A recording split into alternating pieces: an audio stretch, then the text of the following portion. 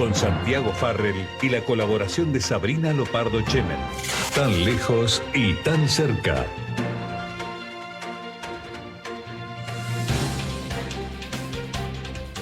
Bienvenidos a esta nueva edición de Tan lejos y tan cerca aquí por Radio Perfil. Soy Santiago Farrell. Y yo soy Sabrina Lopardo Chemen. Muy buenos días, Santi. Buen día. Hoy tenemos el gusto de tener una invitada. Es Ana Arzumanian. Hola, Ana. Obviamente, para todos aquellos que detecten la histórica terminación IAN, vamos a hablar, por supuesto, de la tragedia que está viviendo nuevamente el pueblo armenio, en este caso a partir del enclave de Nagorno-Karabaj y los últimos acontecimientos. Un tema que nosotros hemos cubierto ya en otros programas. La semana pasada hablábamos, se acababa de producir la ofensiva de las fuerzas azeríes, pero también lo hemos hablado en el pasado, y yo personalmente es un tema que he acompañado para hacerme eco de una noticia que leí con un título verdaderamente muy gráfico, ¿no? Crónica de un país, de mi visita a un país que ya no existe, porque he tenido la oportunidad de visitar Nagorno-Karabaj, lo cual provocó que ingresara a una lista negra que se puede ver en la internet. El régimen de Azerbaiyán me incluyó ahí. Y digo, ¿por qué un país que ya no existe? Porque el día de hoy, que estamos grabando este programa, jueves, el presidente de la República Separatista de Nagorno-Karabaj anunció la disolución de todas las instituciones de esa república mientras continúa el flujo de refugiados. Al día de hoy, jueves, ya son por lo menos 65.000 que escapan hacia Armenia. Se calcula que es la mitad, por lo menos, de la población que vive o que vivía en el enclave armenio, ahora en poder de Azerbaiyán. Ana, solo para comenzar a ver para entrarle a estos distintos temas, vos sos poeta, sos escritora, sos ensayista, pero también de formación abogada, has tenido la oportunidad de trabajar en cátedras universitarias y analizar el tema de los genocidios, un tema tan cercano a la historia del pueblo armenio. ¿Ves concretamente, como ha denunciado incluso creo que el gobierno armenio, el riesgo concreto de limpieza étnica de un genocidio? Sí, claramente hay una crisis humanitaria muy grave, porque bueno, el genocidio no solamente es el asesinato en masa programado y sistemático de una población, por sus motivos raciales, étnicos o religiosos, sino que también tiene que ver sobre la destrucción de los lazos, de los vínculos sociales, de la destrucción de su vínculo justamente con el lugar donde habitaba esa cantidad de población. Entonces, este desplazamiento, este éxodo forzado de la población no hace más que cumplir con lamentablemente, con esta palabra que tiene toda su trascendencia jurídica, ¿verdad? Claro. Digo trascendencia jurídica porque tiene efectos para la Corte Penal Internacional, para poder juzgar esta escena. Es un hecho que ya se venía anunciando, varias voces ya decían que esto iba a suceder, ¿verdad?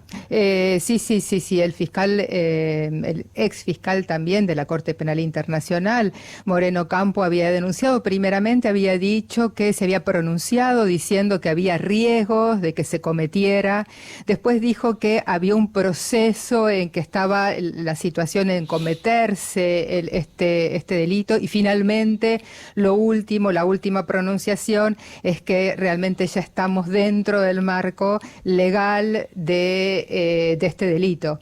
Lo que sucede es que los pasos a seguir serían la denuncia, la acusación, y que el perpetrador sea acusado formalmente y que se presente ante la Corte. Esto lleva mucho tiempo, y entre ese lapso de tiempo está toda la población que está abandonando su territorio en condiciones condiciones inhumanas, porque a esto anteriormente teníamos que pensar un bloqueo sanitario, un bloqueo alimentario, la población sale sin alimento. De combustible, claro, y tarda cantidad de horas en un trayecto que es mucho más corto, cantidad de horas en las rutas, niños, adultos, ancianos. A esto se suma que hubo una explosión en una gasolinera y hubo muchas víctimas, tuvieron que llevarlas a los hospitales tanto de Stepanakert, que sería de Nagorno-Karabaj o Artsaj, y también hacia Armenia con helicópteros sanitarios. Entonces la situación sanitaria humana es muy preocupante. Sí, sí. Y todo esto en el marco de, ante un conflicto como el de Ucrania, que opaca, digamos, la atención global, ¿verdad? Absolutamente. Lo cual no es casualidad. Claro, justamente lo que iba a comentar. Hay un teórico de las guerras, que es este prusiano militar, Karl von Clausewitz, que dice que en historia manda la geografía, ¿no? Que en historia justamente los hechos históricos tienen que ver, bueno, es lo que después se llamó geopolítica, ¿verdad? Pero ante la situación de la mundialización y de la globalización, tenemos que pensar también que en geografía manda la historia, en el sentido de que el hecho de la guerra de Ucrania-Rusia no hizo más que hacer caer como un tablero de dominó diferentes piezas, entre las que están, por supuesto, Armenia y Nagorno-Karabaj, porque justamente la idea sería correr, o sea, Occidente tiene cierta intención de correr a Rusia de la región del Cáucaso Sur. Y bueno, uno de los leales amigos de Rusia en esa zona era Armenia, no sé qué conjugación utilizar, claro, había sido, fue, no sabemos bien, pero en ese no saber bien se juega justamente el destino de Nagorno-Karabaj en su nombre ruso, Artsaj en su nombre armenio. Además, perdón, el conflicto de Rusia no solamente lo opaca en la agenda internacional, sino que en el territorio, porque las fuerzas de paz rusas que estaban allá no están teniendo, digamos, ningún tipo de posibilidad de frenar nada. Incluso el presidente Aliyev admitió que fueron las tropas azeríes las que mataron a soldados de las fuerzas de paz en un incidente, ¿no? Sí, justamente también está ese incidente, que se suponía que ahí Rusia iba a reaccionar, pero después hubo también un comunicado de parte del portavoz ruso diciendo que el primer ministro armenio había optado por la amistad de los pueblos de Occidente, y eso no había caído bien, digamos, dentro de del régimen ruso, y traducido sería, por lo que podemos traducir nosotros en esta mesa, eso tiene su costo, sería. Sí, inclusive en estos días, que como siempre digo, estamos grabando antes, hoy hay una declaración que sostiene que si Armenia adhiere a la CPI, a la Corte Penal Internacional, eso sería visto por Rusia como un acto de hostilidad, dijo el gobierno ruso, ¿no? Sí, entonces la población de Armenia, los armenios de Armenia también se encuentran lamentablemente divididos frente a esto, porque recordemos que ese primer ministro armenio llegó en el año 2018 con un gran fervor del ideal democrático y occidental y occidentalizado de los jóvenes sobre todo. Ante esto después fue la guerra del 2020 y ahora estos acontecimientos, parte de la población se siente en zozobras, porque no sabe qué va a pasar con su propio territorio. Y a la vez con una intención de ir por todo, ¿verdad? Frente a una situación internacional que no da para jugar otra ficha. Obviamente. Bueno, estamos conversando sobre este tema tan doloroso y a la vez, perdón la palabra, pero tan apasionante, que son estas batallas geopolíticas del Cáucaso, que podría uno decir que son tan lejanas, pero dada la presencia tan intensa de la comunidad armenia en nuestro país, no nos resultan para nada lejanas. Estamos conversando con Ana Arzumanyan sobre esta desaparición de lo que era la República de Nagorno-Karabaj, el enclave armenio que ahora han ocupado las tropas azeríes, aquí en Tan Lejos y Tan Cerca. Vamos a seguir conversando con Ana, que está aquí hoy en el piso, pero ya seguimos con más Tan Lejos y Tan Cerca. Tan lejos y... Uno ha leído del genocidio armenio y sobre todo del éxodo armenio, el éxodo que acompañó a las matanzas turcas en su momento, el éxodo que cruzó los desiertos, el éxodo que casi todas las familias armenias en la Argentina tienen una historia bastante semejante a esos sufrimientos, ¿no? Sí, por eso este tiempo es tan doloroso para los armenios de Armenia y para los armenios de la diáspora, porque también recuerdan y hacen eco de esas situaciones, como si hubiese una sensación de retroceder un siglo, y por eso también está en carne viva aquella memoria, aquel recuerdo. Aquella memoria que no se hizo justicia del todo, porque claro, sabemos que no hay un reconocimiento internacional general, ni tampoco hubo una justicia internacional que viera el caso. En este caso, bueno, los perpetradores ya fallecieron, no están más, pero bueno, que el Estado turco se haga cargo y responsable de esa situación no ha sido el caso. Entonces es ante una situación que no culminó en la justicia, se le agrega esta otra nueva. Bueno, la idea es resolver esto dentro del marco de la justicia y dentro del marco de lo civil, digamos. Además, no son pocos los que dicen que todo esto que está sucediendo ahora tiene mucho que ver también con este nuevo protagonismo que Turquía está asumiendo en el escenario internacional. Se lo ha permitido en parte la guerra, su rol de mediador en el asunto de los granos, este papel ambiguo que a la vez ser parte de la OTAN y de mediador ante Rusia, que obviamente es como una carta blanca para esto que sucede, ¿no? Sí, el Cáucaso Sur tuvo siempre esta tensión entre Rusia y Turquía desde hace tiempo, ¿no? Entre esta tensión, muchas veces Rusia tuvo las de ganar y Turquía se quedó en esa retaguardia de su propio Estado, pero actualmente, justamente con la guerra entre Ucrania y Rusia, una Rusia debilitada, un Occidente que no puede avanzar del lado europeo, en el sentido de que no quiere poner su avance claramente o explícitamente del lado europeo, entonces busca los límites, zonas más marginales, como podría ser, llamémosle así, el Cáucaso Sur. Entonces hace como un freno a Rusia utilizando a Turquía, digo Occidente, y en esta tensión, aparentemente en estos días, el que sale más beneficioso sería Turquía. Exacto. Ante esta situación. Entonces, el conflicto entre Armenia y Azerbaiyán, como muchos conflictos del mundo, y sobre todo ahora que es un tiempo de globalización y mundialización, no es un conflicto que se deba leer solo en relación Armenia-Azerbaiyán, sino con todos los jugadores del marco internacional. Exacto, exacto. Bueno, estamos conversando con Ana Arzumanyan a partir de la disolución de Nagorno-Karabaj como república separatista y a partir de las emociones que se reaniman por el éxodo de los armenios del enclave, pero también lo que hemos hablado de la migración en el Darién, ese drama que se vive entre Colombia y Panamá, ese tapón, esa selva. Bueno, volvemos a nuestra conversación con Ana Arzumanyan sobre este drama, este nuevo drama, podríamos decir, que vive el pueblo armenio a partir de la disolución de Nagorno-Karabaj ante el ataque azerí, la disolución de las instituciones de lo que era la República separatista proclamada por la comunidad armenia ahí. Y Ana, vos también, específicamente ahora creo, estás en la Universidad de San Isidro y en el tema de los estudios postsoviéticos.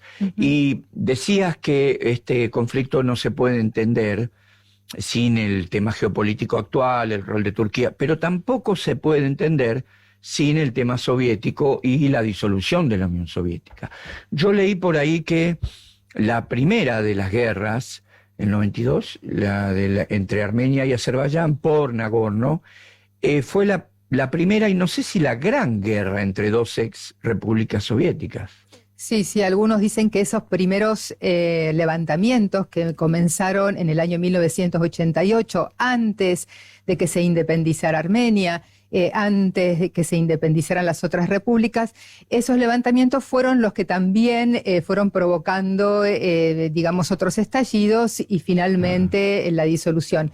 En este cruce de poesía y teoría y ensayo, hay una poeta que dice: cuando un imperio cae, todos enloquece. Y justamente en ese enloquecimiento de la caída del imperio soviético, lo que ocurrió fue un desmembramiento enloquecido. Porque por un lado sí sucedieron las independencias, pero claro, nosotros desde Occidente creemos que esas independencias tenían la estructura de la soberanía, la democracia, de un nuevo Estado, porque en realidad formalmente tenían esa forma, la Constitución, las normas, los poderes. Pero detrás de esa formalidad aparecieron poderes reales, que fueron poderes sobre todo que estaban muy enraizados y que tenían una gran corrupción. Es decir, la corrupción fue quien gobernó esas zonas, esas regiones y esos territorios. Frente a esta corrupción y una población que estaba habituada durante tanto tiempo a tener otra estructura de trabajo militar, digamos, otra estructura de pensamiento, cultural también, entonces no pudo resolverse en términos absolutamente democráticos. Por eso que la promesa de las democracias que surge con la revolución de Terciopelo en el año 2018 fue tan bienvenida frente a lo que venía ocurriendo anteriormente, que era la corrupción. Sin embargo, esa promesa también democrática terminó siendo eso, ¿no? Una promesa, porque se necesita mucho tiempo, que es un tiempo cultural sobre todo, para que una población deje de tener esos sesgos. Por otro lado, el Cáucaso Sur y Armenia en particular, pero también Azerbaiyán, tienen también no solamente la cuestión soviética, sino en su cultura rasgos de lo oriental. Entonces está todo el rasgo oriental, medio oriental, más el rasgo caucásico y entonces después el soviético. Por eso que leer esta cuestión desde los paradigmas o los parámetros occidentales lo hace un poco artificial. Tenemos que pensar en los términos esos, ¿no? Leerlos en esos términos, en ese lenguaje. Ahora, vos sabés que yo cuando hablo con algunos de mis amigos armenios, que les digo siempre que no me tomen por agente de la CIA, yo elogio, cuando uno ve el panorama de las repúblicas postsoviéticas, la verdad es que Armenia es en ese contexto una excepción. Armenia no tiene un líder que era secretario general del Partido Comunista, no matan a los opositores, tiene razonablemente una prensa independiente, con todos los defectos que se tienen, es una excepción en el contexto de las repúblicas postsoviéticas. Sí. Yo creo que tal vez tenga que ver la diáspora, tenga que ver otras cuestiones, pero hay algo ahí. Sí, totalmente.